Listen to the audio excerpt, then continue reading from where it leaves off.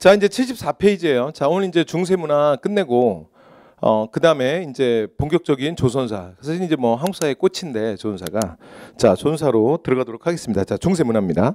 자, 중세문화는 여러분 일단 출제 경향 한번 보면 그 원래 이 불교 요쪽 사상사 쪽이 사상사랑 역사 쪽이 원래 출제율 1, 2위야. 근데 고려불교가 지금 최근에 조금 특이하게 안 나오고 있는 게 특징이긴 합니다. 됐죠? 자, 그러면 이제 불교사 중심으로 해서 얘기해 볼게요. 자, 첫 번째 불교 정책. 자, 초기부터 뭐 국가 지원 받았다. 이건 뭐 이제 태조가 훈유 10제부터 이 모든 게 다 부처님의 자 은덕이다. 뭐 이렇게 얘기하죠. 그래서 연등의 8간에 뭐 불교 행사 성대하게 치르고요. 자, 광종은 불교를 제도권 안에 넣기 위해서 승과제도를 실시합니다. 승과제도 밑줄. 그다음에 성종 같은 경우에는 최승로의 건의로 불교 행사, 그러니까 연등의 8간에 이런 게 일시 폐지되기도 하죠. 자, 밑에 내려와서 불교의 통합. 자, 고려 초기에는 균열을 중심으로 자 화엄종 중심으로 교종 통합하려고 했는데 여러분 제가 이 얘기 앞에서 했지. 그러니까 국가는 그 불교에 되게 종파 여러 개가 있다 그랬잖아. 근데 불교는 그러니까 국가는 무조건 화엄종을 미는 거야. 왜냐하면 화엄종이 만물 아우르는 하나 속에 있는 만물. 그래서 중앙집권적 왕권 강화에 가장 기여하거든. 됐죠? 그래서 항상 민다. 자, 그런데 여기서는 이제 최근에 시험에 뭐만 나왔냐면 그 초기에 그러니까 불교 통합, 불교를 국가 시스템 속에서 이렇게 통합하고 좀 통제하는 거에 관심이 제일 많았던 사람이 고려 초기에 엄청나게 왕권 강화한 사람이 광종이잖아, 그죠? 그러니까 이 스타트를 누가 끊냐면 광종이 끊는 거야. 그러니까 이거 이제 들어만 두시면 돼요, 됐죠? 자, 근데 그때 여기 이제 대표로 세웠던 승려가 균여야, 됐죠? 그래서 균여로 하여금 귀법사라는 사찰을 창궐하게 해요. 그러니까 이게 개경에 만든 거대 사찰이거든.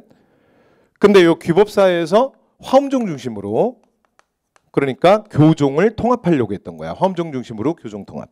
이게 방금 이제 내가 본문 읽은 거야. 여기까지 됐죠? 네, 그래서 그거 하나 체크해 두시고. 그런데 근데 광종이 엄청나게 왕권 강화하는데 불교계는 뜻대로 잘 안 돼요. 그래서 광종 사후에는 다시 그러니까 이제 여러 가지 뭐 귀족 세력들이랑 불교계가 막 원래 이제 불교가 국가의 큰 권력이잖아. 그러니까 막 이렇게 연결된단 말이야.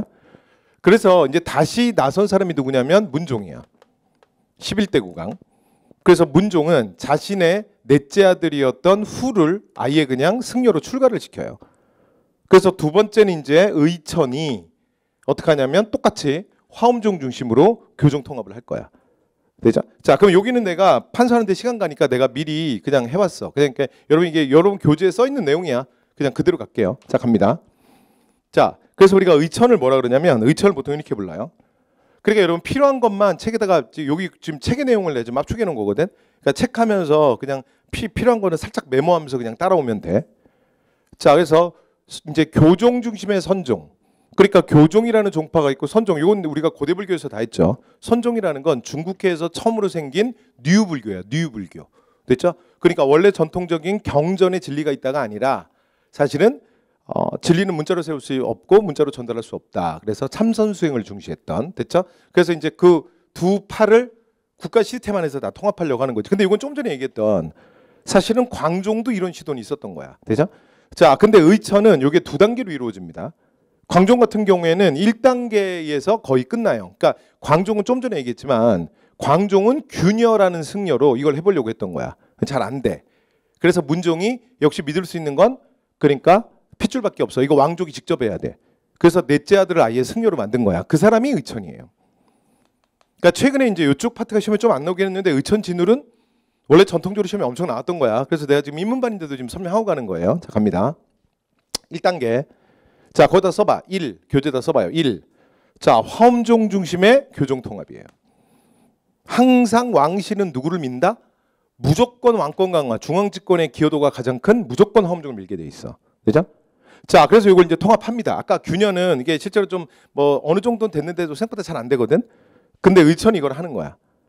됐죠? 아예 그냥 승려의 몸으로. 그러니까 아예 그냥 그 광종이 미는 거랑 또 좀 다르죠. 자, 그리고 두 번째. 자, 바깥에 있는 금이 이제 선종까지 통합을 해야 되는데 근데 문제는 화엄종이 너무나 교종이야. 됐죠? 그러니까 예를 들어 선종계 승려한테 화엄종으로 들어오라는 거는 진짜 무슨 뭐 진짜 죽으라는 얘기랑 똑같아. 그러니까 이게 너무 거리가 멀어요. 그래서 이거 안 돼. 안 되고 그럼 어떻게 하느냐?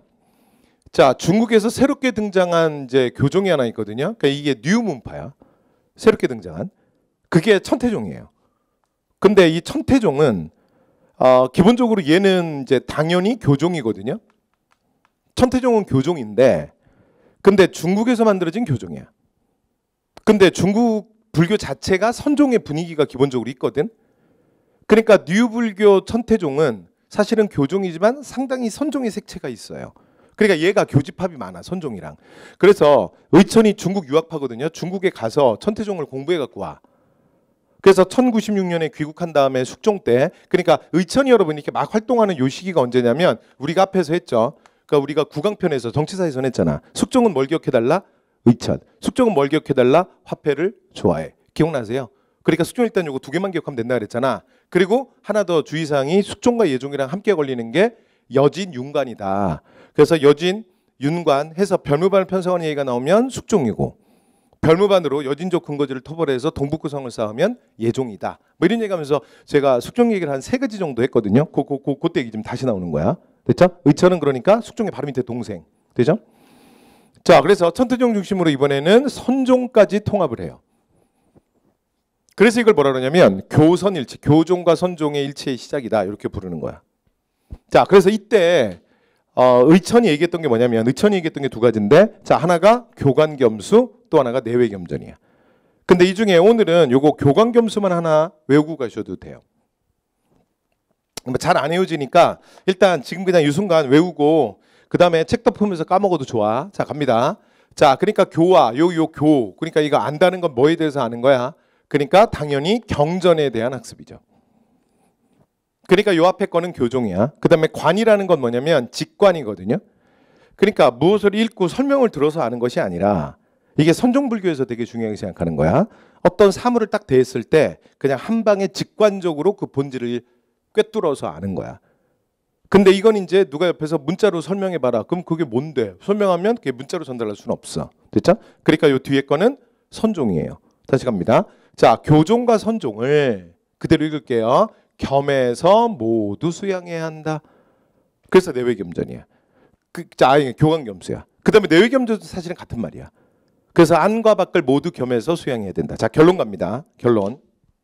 그러니까 일단 요 단어들, 오늘 이제 의천하는 단어들, 이게 불교가 다른 게 어려운 게 아니라 단어가 좀 낯설거든요. 그러니까 그냥 너무 막 이거 다 막 알려고 하지 말고, 그다음에 사료 같은 것도 조금 낯선데, 결론은 뭐냐면 여러분 불교 사료는 다 해석하는 게 아니야.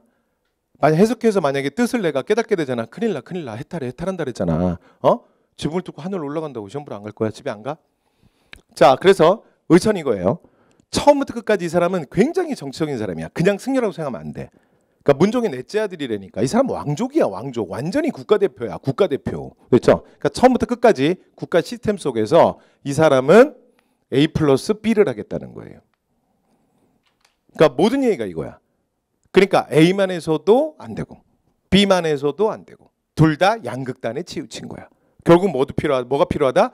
A도 필요하고 B도 필요하고 둘 다 수양해야 한다. 근데 사실은 그 주도권은 누가 갖는 거야? 그래서 그렇게 뭉쳐가지고 끌고 가는 건 누구야? 당연히 국가 시스템 속에서 가는 거죠. 이 사람 국가대표라니까. 이해되셨죠? 끝. 의천 정도까지 합시다. 네. 자, 두 번째. 자, 진울. 진울은 이제 우리가 뭐라 그러냐면 성교 통합의 완성이라고 보통 얘기하는데, 근데 이제 주의사항이 있어. 진울은 그러니까 처음부터 이런 정치적 의도를 가지고 A 플러스 B를 했던 사람이 아니야. 이 사람은 그걸 하려고 했던 게 아니라, 이 사람이 이제 뭘 했던 사람이냐면 수선사 결사라는 거래요. 됐죠? 송광사라는 사찰에서, 지금은 이름이 이제 송광사로 바뀌어 있어요. 옛날 이름이 수선사야.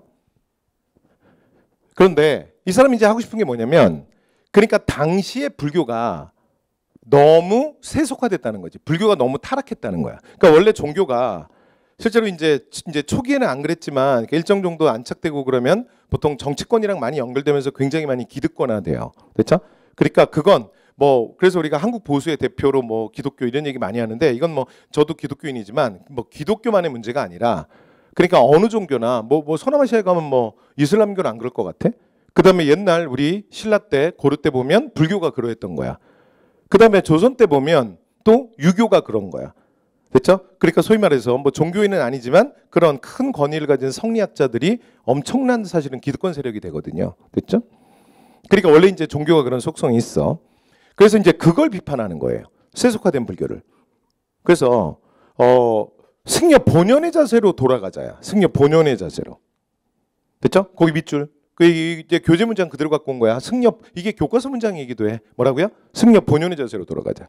그러니까 오늘날 우리 표현을 하면 이런 거죠. 그러니까 제가 종교가 기독교니까 제 종교로 얘기하면, 그러니까 언제 예수님이 이렇게, 여러분 저 종교 얘기하는 사람 아니에요? 나 몰라요. 자, 그냥 예를 드는 거야. 여러분 이야기 편하게. 그러니까 언제 예수님이 이렇게 큰 교회, 화려한 교회를 지으라고 했냐?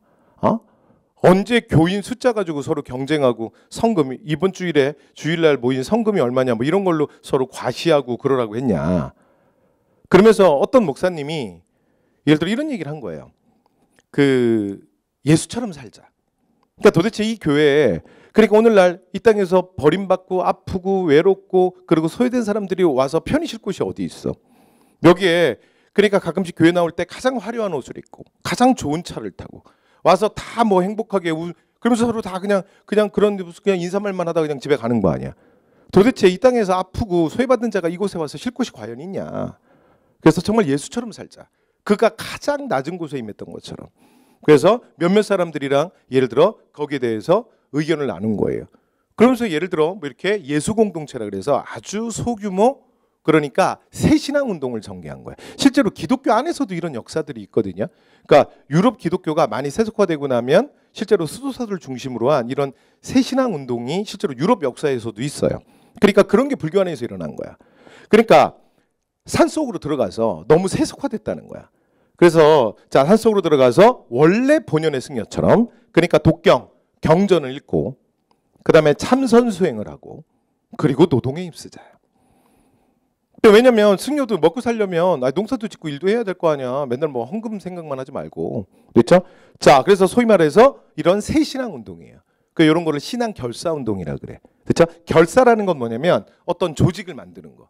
근데 아까 내가 말한 것처럼 뭐 우리 예수 공동체를 만들자. 뭐 이런 것처럼. 됐죠? 이렇게 조직, 단체, 클럽 이런 걸 만드는 거야. 자, 그런데 당시에 무신 정권이 여기 하나만, 무신 정권이 실제로는 교종과 큰 갈등을 빚고 있었거든요. 교종 불교계랑. 왜냐하면 교종이 굉장히 기득권화되고 이제 정치 세력화되면서 당시에 누구랑 연결돼 있었냐면 문불귀족들이랑 연결돼 있는 거야. 그러니까 소위 말해서 이미 뭐 경원이 씨, 뭐 해주채 씨, 뭐 이런 사람들이 뭐 엄청난 실제로 헌금을 하고 뭐 엄청난 뭐 건축비도 내고 막 새성전 짓고 뭐 막 이런 일들이 일어났던 거지. 그런데 우리 이제 문불귀족들이 이 무식한 무인놈들 때문에 엄청나게 죽임을 당하고 여러 가지 세상이 막 엄청나게 혼란해졌잖아. 그래서 교종계 사찰들이 그 무신집권기에 보면 편하게 들어주세요. 뭐 귀법사에 난, 그 아까 귀법사 기억나요? 귀법사에 난, 흥왕사에 난, 뭐 이런 막 그 교종계 사찰들이, 왜냐면 이제 사찰들이 여러분 막 군대도 있다 그랬잖아. 그래서 무신정권한테 막 반무신 정변을 일으켜요. 그러니까 이걸 이제 무신정권들이 진압하는데, 특히 최충원 같은 경우는 진짜 괘씸한 거야. 아니 당신들 속세를 떠났다며. 아니 누가 정치하든 니들이 무슨 상관이야? 아니 어찌 이리 세속 일에 관심이 많으셔? 당신 승려 맞아? 무슨 말 알겠어요? 그래서 이제 교종과의 갈등을 빚는데, 근데 이게 신앙이라는 건, 여러분 종교라는 건요, 인간이 자신의 생명과 바꿀 수 있는 세상에 몇 개 안 되는 가치예요. 그리고 이 신앙이라는 걸 굉장히 중요하게 생각하는 사람들은 정말 자신의 삶의 가장 중요한 기준이 되기도 해요. 그렇기 때문에 신앙을 막 탄압하는 건 정치권에서도 부담스러운 거야. 됐죠? 그래서 이제 최충원이 취한 포지션은 뭐냐면, 그러니까 이 교종계 사찰은 탄압을 하고 그 양면책을 쓰는 거죠. 보니까 이 사람들이 지금 여기가 진짜 승려네. 그래서 이쪽 그룹을, 진우를 엄청 밀어줘요. 그래서 여러분 아까 기억나세요? 앞에서 얘기했던 것 중에, 자, 최충원 옆에 항상 스님이 한 명 같이 있는데 누구라고요? 진울. 이게 무슨 과목? 시간의 과목. 시간 살아 있어야 돼. 자, 의천은 누구 옆에 있어? 숙종. 진울은 누구 옆에 있어? 최충원. 이게 정치사에서도 했던 얘기야. 자, 됐죠? 자, 그래서 최종적으로 이게 뭐가 되냐면 조계종이 되는 거예요. 지금도 이제 우리나라 대한 이제 불교에서 제일 큰 종파죠. 되죠?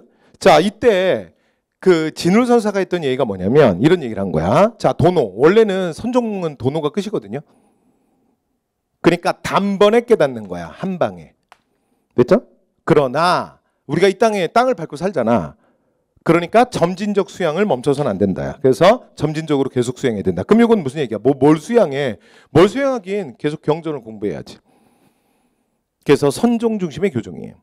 그 다음에 정의 쌍수도 마찬가지야. 정은 마음의 평정이고요. 그 다음에 해는 지혜입니다. 마음의 평정은 참선 수행의 결과고 지혜는 경전에 있는 거야. 그러니까 교종 중심의 선종 중심의 교종 통합이야. 그래서 쌍수는 요거 겸수랑 똑같은 말이야. 겸해서 모두 수양해야 된다. A 플러스 B 다 수양해야 된다. 이런 얘기야. 여기까지 됐어요?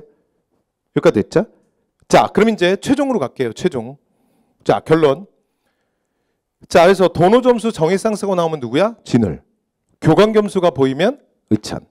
근데 이 둘의 차이는 뭐냐면 그 의천은 처음부터 끝까지 목적이 A 플러스 B야. A와 B를 어떤 목적을 가지고 둘을 다 하나로 통합해버리겠다는 거야. 통합 관리하겠다는 거지. 여기까지 됐지? 그런데 진울은 그건 아니야. 진울은 무슨 얘기를 한 거냐면 종교의 근원적인 얘기를 한 거야. 됐죠? 그러니까 예수처럼 살자야. 그러니까 그가 이 땅에 와서 빛이 되고 그가 이 땅에 와서 구세주가 됐다. 그리고 그가 했던 것처럼 우리가 그를 믿는다고 얘기했는데 그처럼 살려고 노력은 그처럼 못 살더라도 노력은 해야 될 거 아니냐 이런 얘기예요. 그러니까 이런 종교의 근원적 얘기를 하다 보니까 무슨 일이 벌어지냐면 A종파와 B종파와 C종파의 서로의 차이를 뛰어넘어 버린 거야. 내가 무슨 말인지 알겠어요? 무슨 말인지 알겠죠? 그러니까 예수에 대한 얘기를 하니까 감리교와 장로교와 침례교와의 교리의 차이, 시각의 차이를 뛰어넘어서 종교의 근원적인 얘기가 된 거지. 그래서 최종적으로는 선교 통합이 됐다. 이렇게 얘기하는 거예요. 자, 그래서 다시 정리하면 의천은 그러니까 사료에서 구분할 때 이거야. 느낌이 처음부터 끝까지 A와 B를 무조건 합치겠다는 거고 그 다음에 여기는 그건 아니야. 그건 아니고 여기는 원래 목적이 새신앙운동. 그래서 이걸 우리가 뭐라 그러냐면 신앙결사운동이라 그래요. 됐죠? 종교 내부 정화운동이야. 그러니까 원래 이걸 했던 사람이야. 이걸 하다가 무진지권에 지원을 받게 되는 거고. 그러면서 최종적으로는 A 플러스 B처럼 된 거지. 왜냐하면 종교의 근원적 얘기를 하다 보니까. 됐죠? 끝. 다 했습니다. 자, 이렇게 해서 여러분 지금 시간 없는데 여기 불교 요 파트를 여러분이 좀 어려워하는 거라서 제가 입문반이지만 조금 자세히 얘기한 거야. 자, 그 다음에 우선 넘어올게요. 자, 그리고 그의 제자 해심. 여기가 수선사 2대 사주거든요. 근데 여기서 무슨 얘기하냐면 자기 스승이 그러니까 사실은 교종과 선종이 예수의 근원적 얘기를 하다 보면 하나다. 뭐 이렇게 간 거잖아. 진울이. 그지? 그러면 그의 제자 그러니까 그의 제자격 되는 게 해심인데 근데 해심은 이번에 한 단계 더 나가서 뭐라 그러냐면 사실은 유교와 불교의 가르침이 결코 다르지 않다. 됐죠? 그래서 이걸 뭐라 그러냐면 유불일치설이라 그래요. 유불일치설의 밑줄. 그리고 여러분 유불일치설은 결론은 어디로 가냐면 나중에 충렬왕 때 성리학이 수용되는데 기여합니다. 왜냐하면 당시에 대부분 그러니까 이게 불교 신자들이 많아서 성리학이 들어오는데도 그냥 뭐 크게 뭐 이렇게 거부감 없이 좀 받아들이는데 자, 일조를 합니다. 여기까지 됐죠? 자, 그다음에 또 한 명. 자, 요새. 자, 요새는 어떤 사람이냐면 진울처럼 수선사 결사를 원래 같이 했어요. 그러니까 원래 진울의 새신앙 운동이 아까 제가 말했잖아요. 이렇게 예수 공동체 하나 만든다 그랬지. 그러니까 함께 했던 사람이 원래 처음에 10명으로 시작해요. 그러니까 아주 소수죠. 근데 이 그룹이 계속 커져서 사실은 고려 불교계 전체를 강타한 거야. 되죠? 그런데 그 해심은 요새는 어떤 사람이냐면 진울과 함께 하다가 떨어져 나가요. 그래서 독립을 한 거야. 그래서 독립을 해서 요새는 따로 갑니다. 따로. 되죠? 자, 그래서 요새가 이제 또 다른 형태의 신앙결사를 하는데 이걸 뭐라고 부르냐면 백령결사라고 불러요. 여러분 거기 써 있죠? 체크. 자, 얘를 뭐라 그러냐면 백령결사라 그래요. 백령결사. 얘를 백령결사라고 하는데 자, 이 백령결사는 두 가지 키워드를 기억하시면 돼요. 자, 첫 번째가 뭐냐면 자신의 행동을 진정으로 참회하는 법화신앙. 그래서 이게 법화신앙은 뭐냐면 굉장히 쉬운 거야. 이게 뭐냐면 참회신앙이에요. 참회. 그러니까 어떤 종교에서나 이게 제일 쉬운 거야. 그러니까 이게 무슨 얘기냐면 내가 죄인이라고 고백하는 거예요. 그렇죠? 내가 지금까지 뭐 이웃을 사랑하라고 했는데 이웃은 뭐커녕 뭐 부모도 부모의 말에 순종하지도 못했고 형제를 사랑하지도 못했고 뭐 이제 이러면서 이제 참회하는 거예요. 그 참회 신앙을 뭐라 그런다? 법화 신앙이라 그래. 여기까지 됐죠? 네. 그래서 요거랑 그다음에 또 하나는 뭘 중시하냐면 이 사람이 아미타 신앙. 됐죠?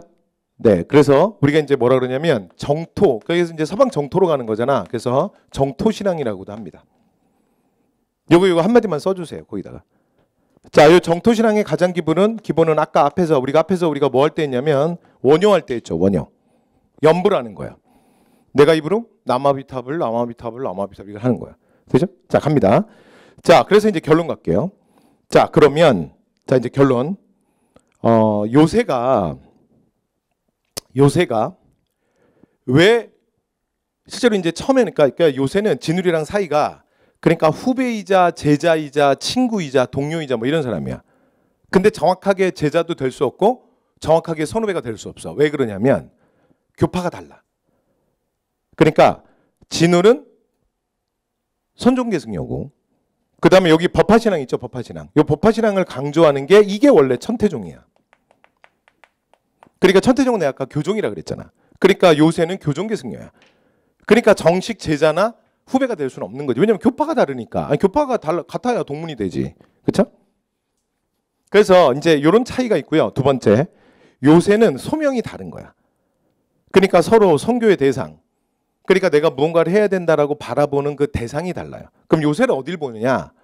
요새는 진울보다 아래쪽을 본 거야.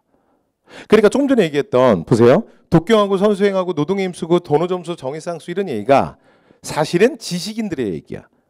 그 다음에 불교를 좀 아는 사람들에 대한 얘기야. 그러니까 일반 농민들은 이게 뭔 말인지 맑게 못 알아들어. 됐죠? 자, 그래서 실제로 지금 요새가 하는 백년결사, 그러니까 법화신앙이랑 정토신앙, 그 다음에 참회하고 입으로 연불 외우는 거 완전 쉽지 않아? 그래서 이걸 우리가 뭐라 그러냐면 보다 대중화된 신앙결사 운동이라 그래요. 대중화. 요 정도까지만 보시면 돼요. 그러니까 진울이 조금 더 그 상류층에 대한 불교에 변화돼야 된다라는 새신앙 운동이었다면 요새는 거기서 같이 하다가 한 단계 더 나가서 나는 어느 쪽으로 가겠다? 나는 사회 기저층. 그러니까 일반 농민들. 됐죠? 네, 그러니까 이쪽을 선교의 대상, 포교의 대상으로 삼겠다. 되죠? 여기까지 됐어요? 끝. 다 했습니다. 자, 이제 여러분 수고하셨어요. 여기 이제 불교가 오늘 하는 내용 중에선 제일 까탈맞은 내용이었어요. 다 했습니다. 일단 요 정도 꼭 단어 다 못 외우더라도 요 느낌 정도만 일단 가져두시고. 자, 그다음에 나중에 밑에 나와서 이제 원간석기. 자, 원간석기에는 실제로 이제 원나라 불교가 라마교인데 거기 영향받으면서 더 많이 타락해.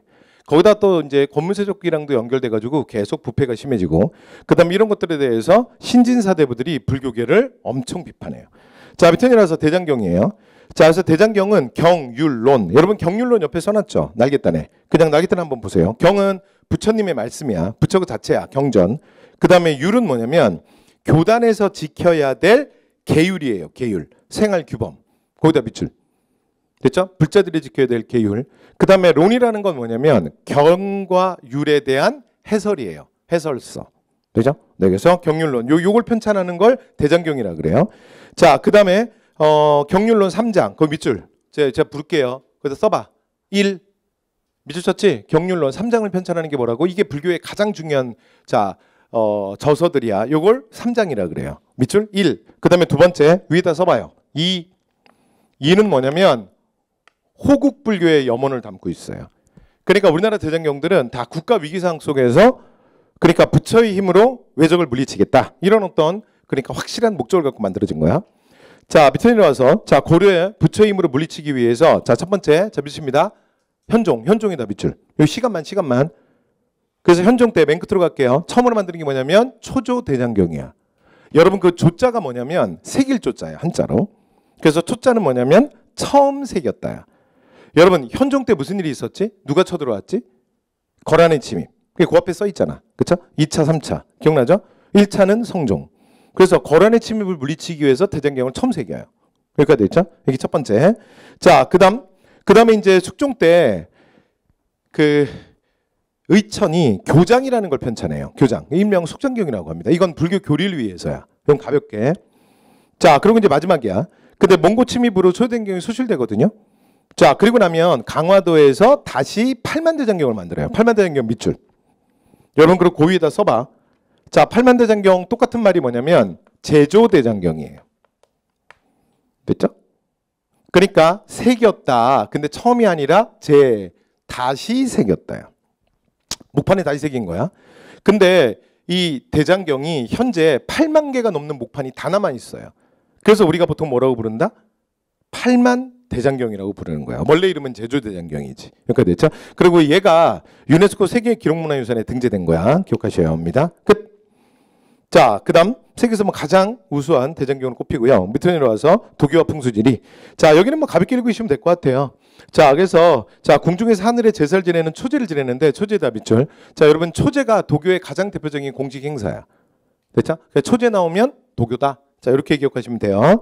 자, 그다음에 이제 풍수지리는 자, 기룡화복을 예언하는 이제 도참 사상과 함께 맞물려서 무슨 뭐 예언 사상처럼 크게 또 유행하기도 합니다. 됐죠?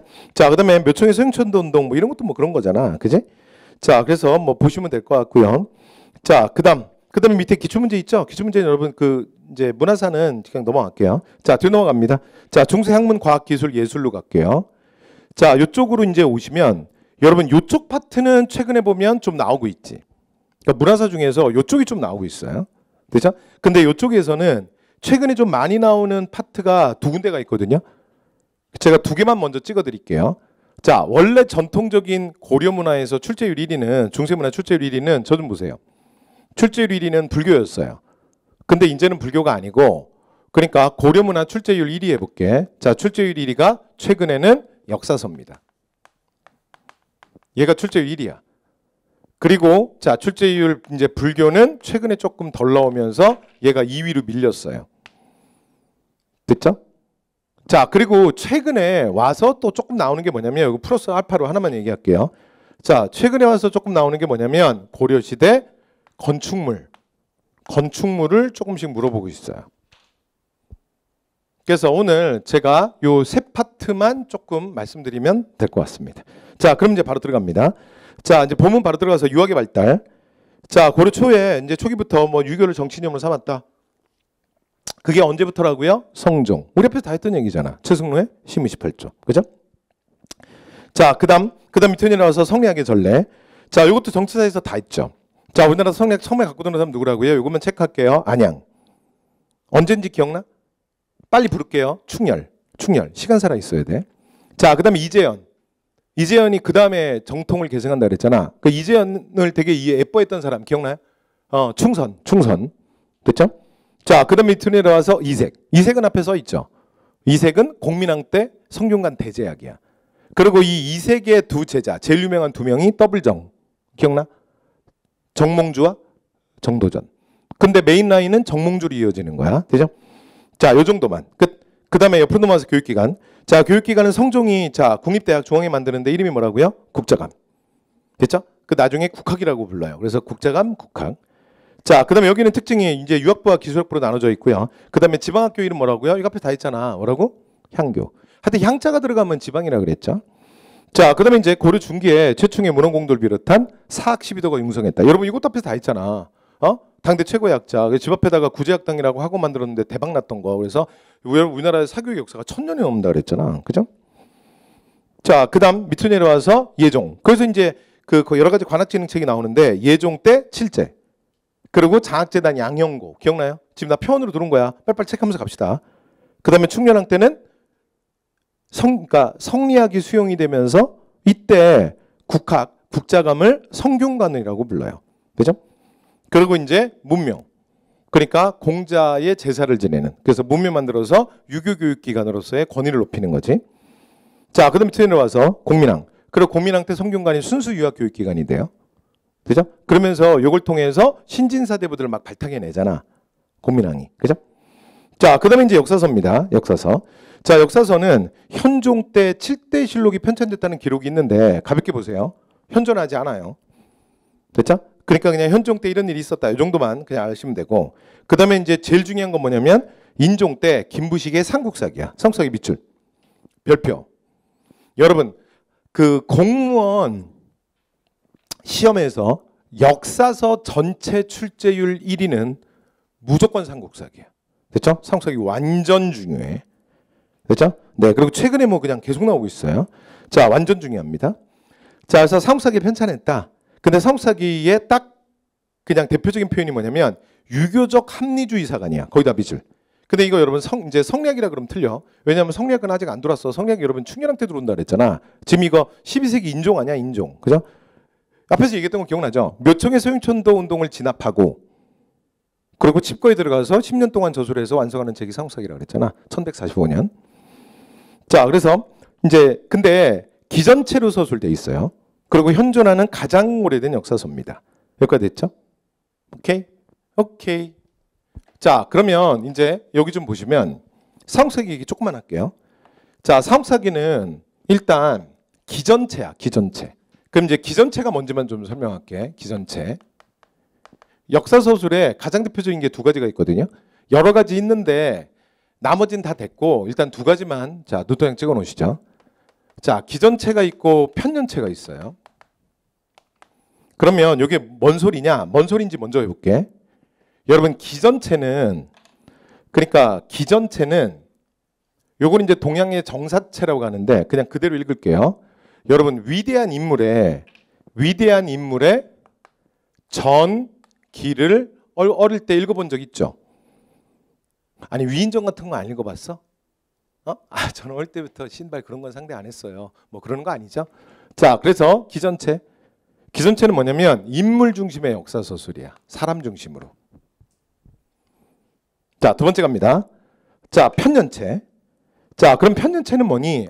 얘는 뭐냐면 얘는 시간에 따른 역사 서술이야. 네, 그대로 가볼게요. 자, 예를 들어 올해가 2024년. 그러면 2023년. 그러면 자, 2024년을 잘게 자르는 거야. 시간을 잘게 잘라. 자, 그러면 뭐에 따른 순서야? 뭐에 따른 순서긴 시간에 따른 순서지. 됐죠? 그래서 역사를 날짜별로 기록해요. 시간. 여기까지 됐죠? 자, 이게 뭐라고요? 편년체. 자, 그런데 그 동양에서는 기전체를 정사체라 그러거든요. 얘를 보통 정사체라고 부릅니다. 얘를 정사라고 하는데 가장 대표적인 책은 사마천의 사기야. 그래서 이거는 이제 어떻게 편찬이 되냐면 그러니까 여러 가지 주제별로 편찬이 되는데 첫 번째 천자의 역사다. 그래서 근본이 되는 기록이야. 그래서 본기예요. 그 다음에 특징이 뭐냐면 그 시기에 특별히 유명한 인물을 따로 서술해요. 그래서 이렇게 따로 서술하는 걸 열전이라 그럽니다. 여러분 이제 문제 풀다 보면 이렇게 사료 출전 같은 거 주면 가끔 보신 적 있죠. 그래서 열전, 김유신전, 열전, 을지문덕전 뭐 이런 거 본 적 있죠. 이렇게 특정 인물을 설명하고 그 다음에 세가라 그래서 요거는 뭐냐면 제후들의 역사예요. 제후. 근데 우리나라는 뭐 사실 뭐 제후는 사실 없지, 그렇지? 자, 그리고 그 다음 주제별로 쭉 정리하거든요. 요건 뭐라 그러냐면 지라 그래요. 요건 뭐냐면 주제별로 정리하는 거예요. 주제. 그래서 직관지 그러면 앞에서 우리가 배웠던 중앙제도, 지방제도, 군사제도, 관리대용제도 쭉 설명하는 거. 그 다음에 식화지 그러면 경제. 그래서 조세제도, 세금 어떻게 걷었는지, 토지제도 이런 거 쭉 설명해 놓은. 지리지 그러면 특정한 그 지역의 연력과 역사에 대해서 그리고 뭐 특징, 산수, 뭐 그런 뭐 유명한 인물 뭐 그런 것만 쫙 정리해 놓은 거. 자, 그 다음에 시간의 순서가 없죠. 그래서 마지막에 뭐가 들어가냐면 표가 들어가요. 이 표는 뭐냐면 연표예요. 연표. 됐죠? 자, 그래서 이렇게 서술하는 걸 뭐라 그런다? 기전체라 그래. 그러니까 기전체가 이제 기본적인 특징이 뭐냐면 얘는 굉장히 방대할 수밖에 없어요. 왜 방대하냐면 생각해봐. 반복이 많겠지. 아니 반복이 많을 수밖에 없잖아. 왜냐면 고구려 봉기 영양왕 조에 영양을 설명할 때 을지문덕을 어떻게 설명을 안 해? 살수대첩을 어떻게 서술을 안 해? 근데 뒤에 가면 열전, 을지문덕전이 또 있단 말이야. 그러면 을지문덕전에서 영양왕을 어떻게 설명을 안 해? 살수대첩 얘기를 어떻게 안 해? 그럼 말이 반복되잖아. 그렇죠? 그래서 굉장히 반복되고 방대한 게 특징이에요. 그죠? 자, 그 다음에 편년체. 편년체는 그냥 가볍게 보고 갈게요. 편체 이렇게 되는 거야. 역사서 이름에 일단 제가 이거 팁만 드릴게요. 이거 약간 편법에 해당하는데 그냥 듣고 끝. 역사서 이름에 통자가 들어가잖아. 역사서 이름에 절자가 들어가잖아. 역사서 이름에 실록이라고 들어가죠. 그러면 무조건 편년체야. 근데 그중에 우리가 꼭 기억해야 하는 건 실록은 무조건 기억해야 돼. 그러니까 고려왕조실록, 조선왕조실록 전부 뭐야? 편년체야. 고려왕조실록이 있나요? 있습니다. 있어. 근데 조선 때도 전해졌거든요.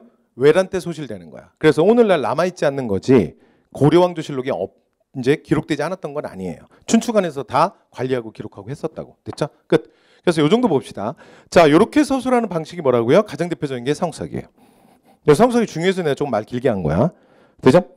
자, 그래서 이 정도 보시면 되고요. 자, 그다음에 고려 후기에 민족 자주의식이 강해지는 결과를 갖고 오게 돼. 자, 거기다 밑줄. 이건 왜 그럴까?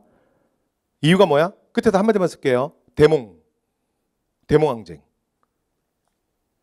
여러분, 전쟁을 하면 기본적으로 공동체 의식 이런 게 굉장히 강해질 수밖에 없어. 그래서 우리가 유럽사 할 때도 영국의 민족주의, 그 다음에 프랑스의 민족주의는 영국과 미국이, 영국과 프랑스가 100년 전쟁하면서 생기는 거예요. 그러니까 적과 그러니까 아에 대한 구분이 명확해지잖아. 전쟁이라는 게. 그죠? 자, 그다음 그래서 이제 만인 때 역사서들이 나오거든요. 자, 해볼게요. 자, 첫 번째 무신직권기의 두 권 해동고승전 가볍게 각본이라는 사람이 쓴 건데 여러분 이거 대충 제목으로 눈치름. 해동은 우리말이지. 우리를 지칭하는 말이지. 고승은 말 그대로 대단한 승려들. 느낌 왔죠? 끝. 자, 밑에 내려올게요. 동명왕편. 여러분 이 동명왕이 누구냐면 밑에 써봐요. 추모왕. 고주몽이야. 고주몽이 뭐한 사람이지? 고려를 건국한 사람이잖아. 그러니까 고구려를 건국한 고주몽에 대한 영웅에 대한 대서사시야. 자, 그래서 맨 끝에 밀칠게요. 영웅서사시. 거기다 밑줄. 그러니까 고주몽을 얘기했으니까 당연히 신라계 승의식이야, 고려계 승의식이야. 고려계 승의식이지. 말해 뭐해. 자, 밑에 내려올게요. 삼국유사. 자, 삼국유사랑 제왕운기 앞으로 확 묶어봐. 자, 위에 두 권은 무신직권, 무신. 그 다음에 밑에 두 권은 앞에서 우리 문화사 할 때 했죠. 충렬. 요거 시간 기억해야 돼. 언제라고요? 충렬왕 때야. 대몽쟁이 막 끝나고 원간석이 막 들어갈 때야. 자, 첫 번째. 자, 삼국유사는 불교사 중심으로 해서 민간설화, 특히 자, 미주칩니다. 당군신화의 별표. 그러니까 당군 이야기가 기록되어 있는 가장 오래된 역사서야. 여러분 김부식이 오늘날 저 좀 보세요. 김부식이 오늘날도 실제로 이제 성사기가 대단한 역사책인데 굉장히 많이 비판받고 씹히는 것 중에 하나가 김부식은 분명히 당군의 존재를 알았어. 근데 일체 언급하잖아. 왜 그러냐면 김부식은 상사기의 첫 페이지를 박역거세로 시작하고 싶었던 거야. 그래서 상사기 첫 페이지를 딱 보면 사루육천장이 길을 걸어가면서 그러니까 그 평야에서 붉은 빛이 올라가는 평야에서 그러니까 흰색 말이 붉은 알을 품고 있는 걸 발견해. 그래서 그 알이 나중에 동자가 되는데 그게 혁거세잖아요. 그래서 첫 페이지가 뭐로 시작한다? 박역거세 탄생설화. 그리고 고주몽이 그 뒤에 태어나는 것처럼 서술해 놔요. 그러니까 그 김부식이 말하고 싶었던 건 뭐냐면 어떤 거야? 읽고 나면 원래 여러분 처음이 제일 임팩트가 강하잖아. 그래서 여러분 실제로 한국사도 제가 이렇게 현장에서 수업해 보면 보통 수험생들이 절대 물러서지 않는, 그러니까 보통 우리가 심리적 지지선이라 그러는데 그게 뭐냐면 선사랑 고대야. 선사랑 고대 여러분 잘 아시잖아. 그 이유가 뭐냐면 사실은 되게 단순해요. 앞에 있는 거야. 그 한국사 처음에 시작할 때 그거부터 했잖아. 맞죠? 그리고 뒤에는 좀 흐지부지되고 잘 안 보고 많이들 그러잖아요. 그죠? 그래서 그걸 맨 앞에 꺼낸 거거든. 자, 근데 성유사는 이야기의 처음 시작을 환인의 아들. 여러분 이거 뭐 설명이 필요한가요? 당군 이야기? 모르는 사람 뭐 있어요? 환인의 아들 환웅이 하면서 시작하는, 됐죠? 환인, 환웅, 당군. 그 얘기부터 시작되는 거 아니야? 됐죠? 자, 그다음에 그 고수성, 그래서 고수성 계승식 보여주고요. 왕력, 기, 탑상 등 9개의 편목으로 구성되어 있어요. 거기다 밑줄. 이 9개의 편목이라는 게 뭐냐면 9개의 그러니까 챕터, 그러니까 주제별로 해서 이렇게 9개의 단락으로 구성되어 있습니다. 자, 그다음에 이승의 제왕계예요. 자, 우리나라 역사를 당군부터 서술합니다. 당군의 동그라미. 여기도 당군신화 있어요. 둘 다. 되죠? 그다음에 두 번째 또 이제 제왕계가 굉장히 중요한 건 발해사를 우리 역사로 최초로 기록했어요. 거기다 밑줄. 이거 기억해야 돼. 되죠? 그러니까 이게 무슨 얘기냐면 다시 한번 얘기하면 여러분 발해사를 그러니까 예를 들어 상주사 같은 데도 다 있어요. 발해사가. 근데 누구의 역사를 기록한 거야? 우리 역사가 아니라 말갈의 역사로 기억한 거야. 됐죠? 근데 발해가 아니다. 우리나라다. 그 우리 역사로 최초로 기록한 게 제왕기야. 요건 꼭 기억해야 돼. 되죠? 자, 그다음 중국 역사와 우리 역사를 서술하는데 여러분 여기 좀 보세요. 제왕운기가 이렇게 되는 거야. 써볼게요. 제왕운기. 됐죠? 그래서 제왕운기가 이게 뜻이 뭐냐면 이렇게 되는 거예요. 그러니까 황제의 역사와 국왕의 역사를 라임을 맞춰서 기록했다. 그럼 뭐예요? 제왕기도 시예요? 시야? 시입니다. 시예요. 됐죠? 자, 그러니까 여기 있는 뭐라 그랬어? 라임을 맞췄다 그랬지? 그러니까 라임을 맞췄다는 건 뭐다? 시로 썼다는 거야. 시. 그러니까 동명항평만 시가 아니야. 제왕기도 시야. 시. 되죠? 자, 마지막. 자, 그런데 그 중국의 역사, 요 황제 역사는 어떻게 서술했냐면 칠원시로 썼어요. 칠원시. 칠원시라는 게 뭐냐면 여러분 학교 다닐 때 배웠죠? 한문 시간에. 그러니까 글자 숫자를 7개로 딱딱 행을 맞추는 거 있잖아. 7개 7, 7, 7, 7 이렇게 딱 맞춰서 시를 쓰는 걸 칠원시라 그래. 자, 두 번째. 그러면 그러니까 우리의 국왕의 역사는 어떻게 서술했느냐? 우리의 국왕의 역사는 오원시로 서술해요. 5글자로 딱딱 맞춰서. 자, 이제 질문. 자, 질문. 저 좀 봐요. 그러면 칠원시가 더 위대한 거야? 칠원시가 더 대단한 거야? 오원시가 더 대단한 거야? 어떤 게 더 대단해? 이런 바보 같은 질문이 어딨어? 칠원시는 칠원시로 여러분 다시 나 좀 봐. 소설이 더 대단해? 시가 더 대단해? 이런 바보 같은 질문이 어딨어? 영화가 더 대단해? 연극이 더 대단해?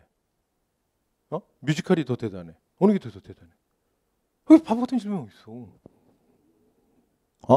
사과가 더 대단해? 수박이 더 대단해? 이 멍청한 질문 계속 저 좀 말려줘요. 되죠? 나 좀 말려줘. 이거 그냥 취향의 문제는 있을 수 있지. 야구가 좋냐, 축구가 좋냐, 시가 좋냐, 소설이 좋냐 이렇게 말 수는 있지만 어느 게 더 대단하냐고 어딨어. 그럼 봐요. 이 둘의 역사는 그렇게 따질 수 없는 거야. 자, 그래서 마지막에 밑줄입니다. 그래서 이제 뭐라 그러냐면 제왕운기를 오늘날 우리가 표현할 때 이렇게 표현해요. 자, 중국의 역사와 우리의 역사를 어떻게 인식했다? 대등하게 인식했다. 이게 딱 제왕운기에 약속된 표현이에요.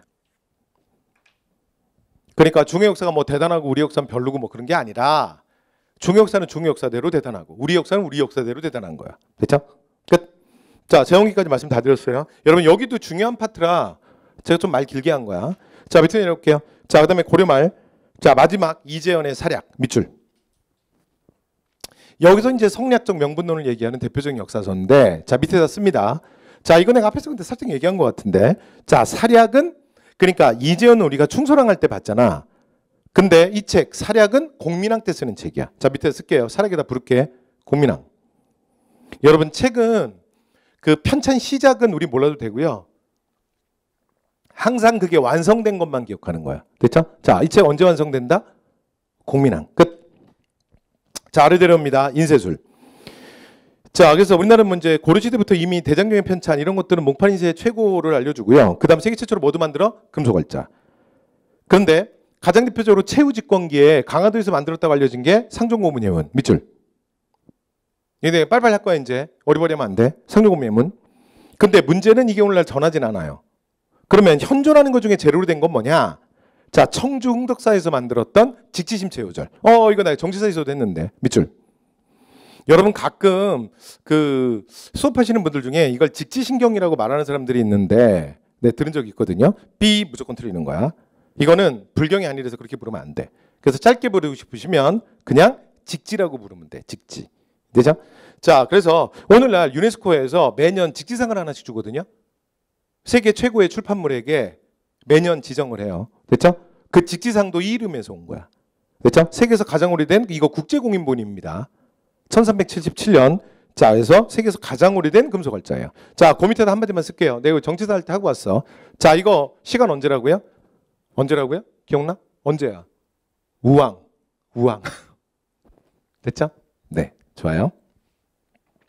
자, 이렇게 해서 인쇄술 얘기 끝. 뒤로 넘어갑니다. 천문학과 의학. 자, 천문학과 의학에서는 하나만. 자, 천문관측기구. 우리가 앞에서 통일신라 때도 선덕여왕 때 첨성대 이거 했었잖아. 그죠? 그래서 고려 때도 천문관측기구가 있거든요. 이름이 뭐냐면 사천대. 밑줄. 요것만 기억하시죠. 나중에 충렬왕 때 원가석계의 이름이 서운관으로 바뀌어요. 그죠? 근데 이게 사천대는 외우기 좋아. 그대로 읽어볼게요. 출근하면 천, 하늘 보고 사, 생각하는 사람들이야. 그러니까 뭐 하는 사람들이야? 출근해서 천문관측하는 사람들이야. 끝. 자, 그다음 아래 내려와서 자, 역법은 다 됐고요. 자, 충선왕 때 뭘 만든다? 뭘 채용한다고? 자, 몇입니다? 수시력. 이거 앞에서 다 했던 거야. 충선이니까 기억나요? 쌀이mon이고 쏘금이고 수시력이라고. 됐죠? 자, 수시력 채용 중요해. 자, 그다음 고종 때 강화도에서 대장도감에서 의서를 하나 만드는데 이게 현존하는 가장 오래된 의서야. 그죠? 자, 그래서 고려시대 교육이 가장 오래됐어요. 여기 좀 봐요. 여기 봐. 이름이 뭐라고요? 여러분 지금 그냥 외우고 가시죠. 이게 여러분 현존하는 것 중에 제일 오래된 거야. 고려시대 이름 뭐라고요? 향약 구급방. 향약 구급방. 됐죠? 지금 이 자리에서 외우세요. 근데 나중에 우리가 조선 세종 때 보면 조선 전기 또 최고의 의서가 만들어지거든. 근데 얘가 이름이 되게 비슷해. 그래서 나중에 이거 선지로 나왔을 때 헷갈릴 수 있거든요. 자, 얘는 이름이 뭐냐면 향약 집성방이에요. 그 다음에 나중에 조선 후기 광해군 때 만들어지는 가장 유명한 의서. 여러분이니까 각 시대별로 제일 유명한 의서 내가 지금 딱 3개만 적는 거야. 자, 이게 허준의 동의보감이야. 그래서 각 시대 대표들이야. 의서에서 우리가 인문반이지만 다 안 외우더라도 요 정도는 눈도장 찍고 갑시다. 고려시대 뭐라고요? 향약 구급방. 자, 그 다음에 조선은 뭐라고요? 향약 집성방. 요 세종 때야. 그 다음에 조선 후기 광해군 때 허준의 동의보감. 이렇게 3개. 하나만 더. 여러분 저 좀 봐요. 여러분 이거 동의보감 이거 어차피 아무도 안 헷갈려. 이거 누가 헷갈려? 동의보감이. 한국인인데. 그죠? 그러면 하나만 조심하면 돼. 얘만. 자, 지금 이 자리에서 외울게요. 근데 생긴 게 똑같이 생겼어. 그래서 외울만해. 자, 갑니다. 꼬려니까 구급방. 됐죠? 자, 조선이니 집성방이. 됐죠? 냉정한데? 아, 좋아. 뭐 사실 옛날에도 냉정하긴 했어. 자, 어쨌건 됐죠? 좀 하다 보면 우리 친해지겠죠? 그날이 과연 올까? 자, 어쨌든 간에 그럼 외운 거야. 끝. 요 정도만 합시다. 자, 무기제조 최무선. 이건 앞에서 이거 진포대첩할 때 있잖아. 의지의 고려인. 그죠? 그 하통도감 밑줄. 이거 언제라고요? 앞에 밑줄 우왕. 아까 우리가 우왕 때 뭐 했지? 우왕 때 직지했잖아. 직지도 요때야. 근데 이게 공교롭게 연도도 똑같아. 1377년. 뭐 몰라도 돼.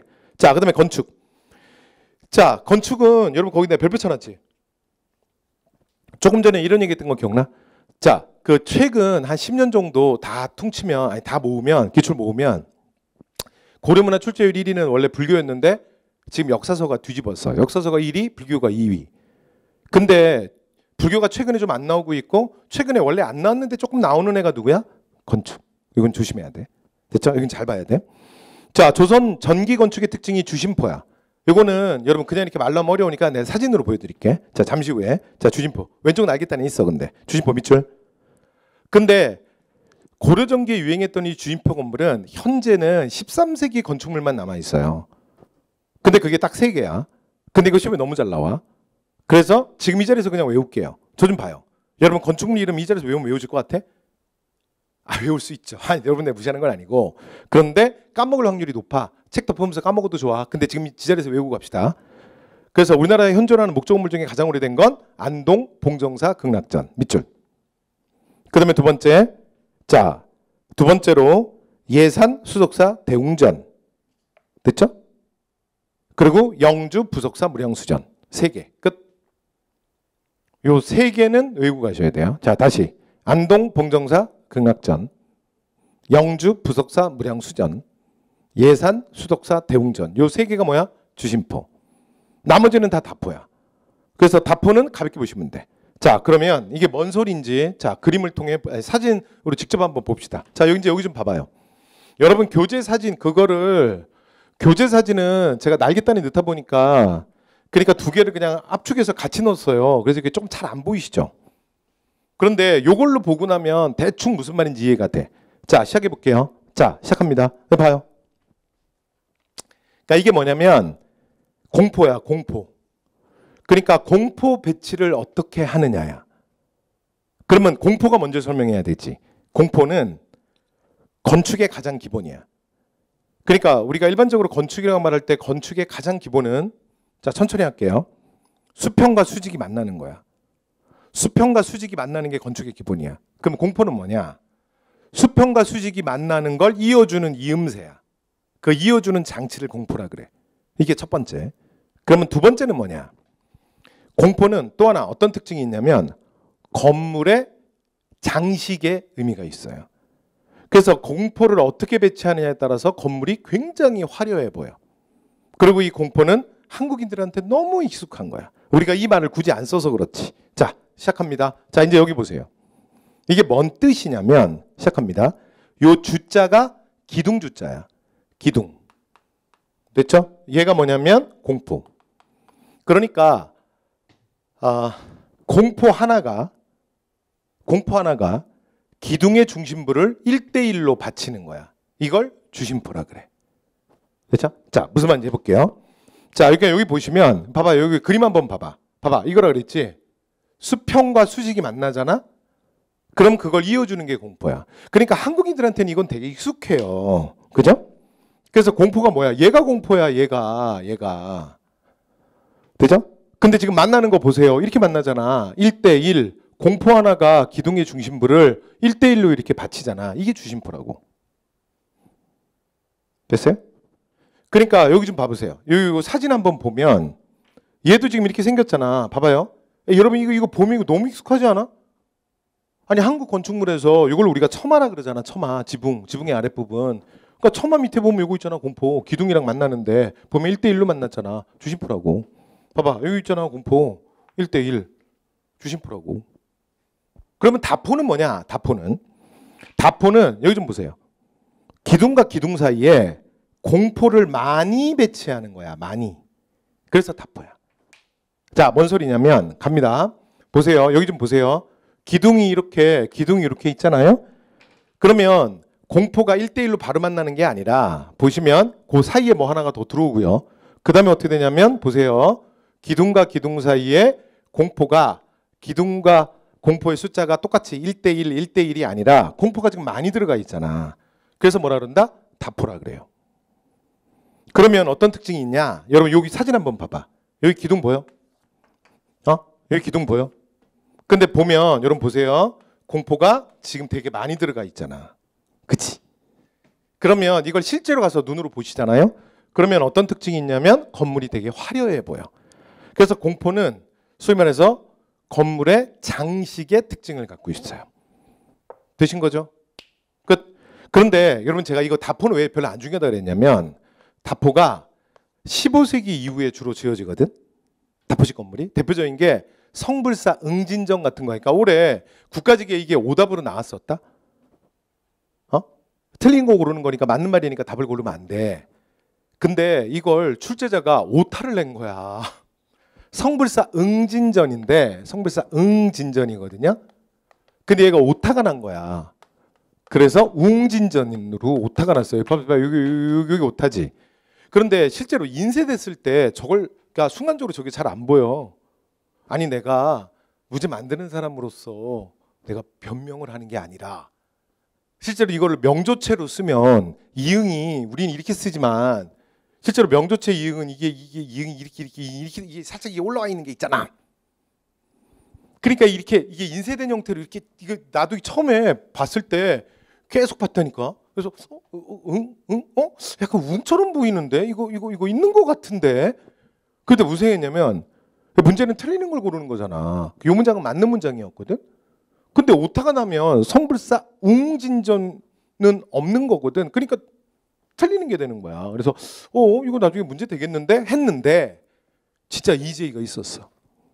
근데 인사혁신처가 진짜 아야 소리도 못하고 복수정답 인정했어. 솔직히 말해서 그 이의제기 한 사람은 이거 오타라서 골랐겠어? 솔직히 아니거든. 근데도 인쇄신처가 잘못한 거야. 왜냐면 틀린 건데 오타가 났으니까 그 오타 때문에 문장이 틀려버리잖아. 내 말 뭔 말인지 알죠? 그래서 이 복수정답 인정된 거야 올해. 그렇죠? 가볍게 보세요. 근데 왜 가볍게라고 얘기하냐면 14세기 이후인데 15세기 조선의 건축 있죠? 12세기, 15세기 이후에 조선의 건축물. 이 조선의 건축물도 다 다포식이야. 여러분 나중에 조선의 5대 궁 있지? 세상은 아는 만큼 보이는 거 아니야? 그죠? 그래서 경복궁이나 창덕궁 이런 데 가보잖아? 그래서 이제 건축물 이렇게 보잖아요? 다 이거야, 다 이거, 다포식. 그럼 그런데 제발 친구랑 놀러 가거나 여자친구랑 나중에 데이트 가면 그냥 너무 잘난 척하라는 게 아니라 말이라도 한마디 하고 가는 거야. 아, 역시 다포식으로 건축물을 만들면 화려하지. 그래서 이렇게 원래 이렇게 저 은근슬쩍 살짝만. 그래서 왜 다포식이 뭔지 아니 너 혹시 그러면 재수 없잖아. 그죠? 그러면 재수 없는 거고. 되죠? 비웃지 말고. 자, 어쨌든 간에 그러니까 봐요. 얘는 시험에 내면 안 되고 이런 게 오답용으로 살짝 나오는 거야. 중요한 건 뭐가 중요하다? 무조건 주심포. 왜? 얘는 현재 13세기 건축물로는 얘밖에 안 남아 있어. 딱 3개. 제가 앞에서 말씀드렸잖아. 이게 무슨 과목이라고요? 시간의 과목. 여러분 탑이 몇 개 남아 있어? 현재 건축물이 몇 개 있어? 시험에 내면 안 된다니까. 얼마나 많겠어. 그지? 그러니까 시험에 반드시 뭐만 나온다? 이 무슨 과목? 시간의 과목. 그러니까 뭐의 대표만 물어봐야 돼? 시간의 대표. 끝. 됐죠? 다 했어요. 자, 그래서 요게 최근에 좀 이렇게 좀 여러 번 나왔으니까 재작년에도 나오고 올해도 나오고 됐죠? 네, 그러니까 기억하셔야 돼요. 아니야, 작년이구나. 작년. 자, 밑에 나와서 탑. 자, 탑은 자 다양한 형태로 만들어지는데 가장 대표적인 특징이 다각다층이야. 다각다층. 다각다층이다 밑줄. 위에다 씁니다. 다각다층은 특징이 뭐냐면 중국의 영향이야. 위에 써봐요. 중국. 한마디만 쓰면 돼. 여러분 우리의 가장 전통적인 그 통일신라의 대표적인 탑은 이중의 기단위에 3층으로 쌓았잖아. 그치? 근데 여러분 사진을 보면 층수 많은 거 알겠어? 보이지? 자, 여기서 요거 2개 시대 대표만 해올 거야. 자, 밑으로 그냥 바로 내려옵니다. 월정사 팔각구층. 거기다 쓸게요. 밑에 써봐. 자, 씁니다. 송. 됐죠? 어디 영향이야? 송나라 영향이야. 자, 그 다음에 두 번째 경천사 10층 석탑. 보이세요? 보여요? 밑에 씁니다. 원. 근데 하나만 저 좀 봐요.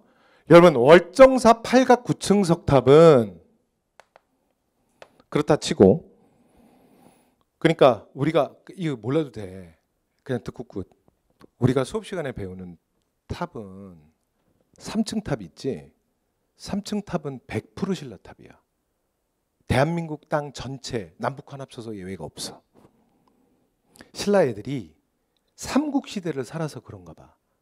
3이라는 숫자가 가장 아름답고 우주에서 가장 안정적인 숫자라고 생각했어.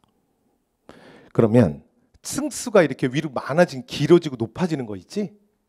이거는 중국 방식이야. 되죠? 그런데 탑은 앞에서 지금 말씀드렸죠. 여러분 탑이라고 하는 건 부처님의 무덤이야. 부처의 사리가 보관되어 있기 때문에 이건 부처랑 똑같은 거야. 한 번만 더.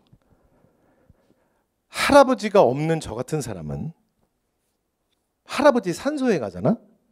그러면 할아버지 무덤이 나에게는 할아버지인 거야. 그래서 거기 가서 이렇게 명절에 가서 이렇게 절도 하고 인사도 하고 할아버지 잘 지내셨어요. 나 뭐 땅에다가 뭐 하는 거야? 나 미친놈이야? 아니야. 나 할아버지 한다는 얘기 중이야. 이해되죠? 그런 것처럼 탑은 부처의 사리를 보관하기 때문에 부처님 그 자체예요. 그래서 예배의 대상이야. 되죠? 근데 부처가 양을 의미하거든. 그래서 여러분 이게 동양의 원리잖아. 음양과 오행. 설명이 필요해? 그쵸? 화수목금토. 그죠? 달과 태양, 음과 양. 세상의 모든 게 다 음양으로 이루어져 있어요. 남자는 양의 기운이 더 강한 거고, 근데 남자도 음의 기운이 없는 건 아니야. 그래서 보면 남자들 중에 조금 더 부드러운 친구들이 있고 조금 더 와일드한 친구들이 있잖아. 여자는 음의 기운이 더 강하지만 음만 있는 건 아니지. 양의 기운도 있어요. 그 다음에 여러분 우리 몸도 그런 거 아세요? 상체가 양의 기운이 강해. 하체가 음의 기운이 강하고. 그래서 남자들이 운동하면 상체 근육이 더 잘 붙어. 그리고 반대로 상체살이 잘 안 빠져. 그래서 남자들한테 가장 빼기 힘든 살이 뱃살이야. 뱃살 말하는 게 내가 별로 기분이 안 좋아지긴 했는데 어쨌건 여자들이 제일 빼기 힘든 살이 어딘지 알아요? 하체살들이야. 엉덩이나 허벅지살. 왜냐면 여자가 음의 기운이 강해서 그래. 그래서 하체로 더 많이 몰리거든요. 그러니까 세상에 모든 게 다 음과 양이 있는 거야. 그런데 부처는 당연히 양을 상징하죠. 근데 숫자에도 여러분 양의 숫자와 음의 숫자가 있어요. 홀수가 양의 숫자고 짝수가 음의 숫자야. 편하게 들어요. 시험에서 안 물어봐. 다음에 양의 숫자는 뭘까 골라보세요. 이렇게 나오겠어요? 1, 3, 뭐 2, 5, 뭐 3, 8 뭐 이렇게 미쳤어? 자, 그런데 그래서 탑은 부처잖아. 그래서 짝수로는 절대 못 올라가.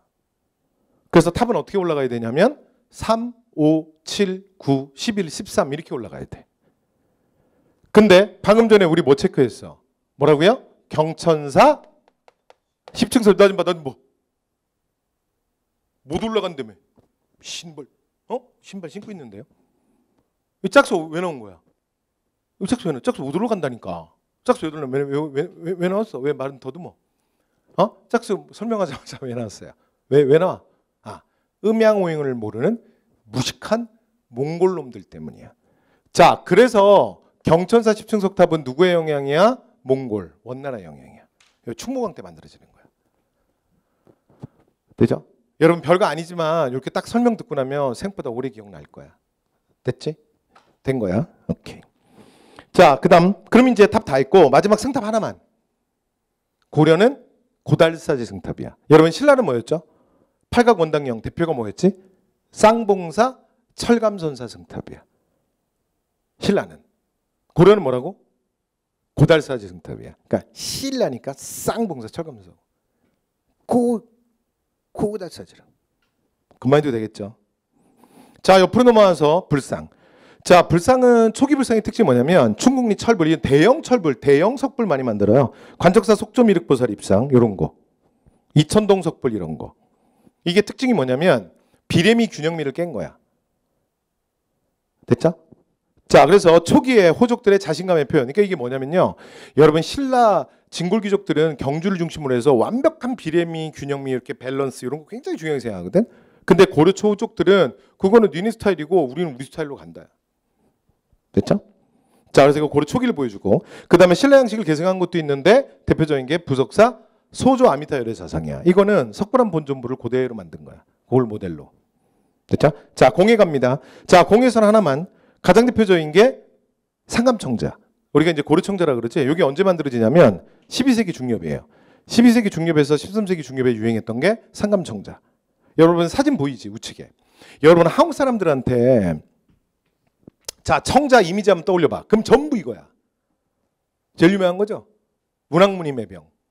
그러니까 학의 모양. 학을 이렇게 음각으로 파서 벡터를 넣어서 구워내는데 이게 굉장히 고급 기술이야. 근데 오늘날은 이게 단절됐습니다. 오늘날 이거 못 만들어요. 똑같은 이 은은한 빛색 못 만들어요. 자, 그 다음 특히 이제 유명했던 게 전라도 강진과 부안이야. 밑줄. 끝. 다 했습니다. 서해. 자, 서해는 거의 시험에 안 나오거든요. 그래서 고향수채 송채가 유행했다. 특히 후기에 이암이 유명합니다. 밑줄만 치고 갈게요. 밑줄. 그 다음에 그림. 그림의 가장 대표적인 건 여러분 고민왕이 그 화가로 유명한 거 아세요? 고민왕이 천재 화가로 알려졌어. 그러니까 보면 고려 후기왕도 조선 후기왕도 미술에 관심이 많아. 그래서 고려 후기의 공민왕은 미술에 관심도 많고 본인이 천재 화가야로 알려졌고 그 다음에 조선 후기의 정조가 미술적 조예가 깊어요. 그래서 나중에 조선에 가면 우리가 역사상 최고의 천재 화가 그러면 보통 누구라 그래? 김홍도, 신윤복, 강세왕. 이 모든 인물들이 다 정조식 인물들이에요. 뭐 우연이 아니야. 됐죠? 자, 그래서 뭐 참고로 말씀드렸고요. 이 천산대첩도 이 그림 뭐 잘 안 보이죠, 근데. 됐죠? 그 현재 용산 국립중앙박물관에 있습니다. 됐죠? 자, 그다음에 불화를 많이 그렸어요. 불화. 그래서 부처님 그림, 회어의 관음보살도가 제일 대표입니다. 밑줄. 그 다음에 음악은 읽어보시면 돼요. 되죠? 끝. 다 했다. 자, 이렇게 해서 우리 고려문화 다 했네요. 고려문화 다 했고요. 자, 그 다음 우리 어디 갈 거냐면 이제 근세사회의 성립으로 갈 거야. 근세사회. 됐죠? 자, 근세사회의 성립으로 가야 되는데 쉴 때가 된 것 같습니다. 됐죠? 네, 잠깐 쉬었다 돌아와서 자, 조선의 자, 근세 정치로 들어가도록 하겠습니다.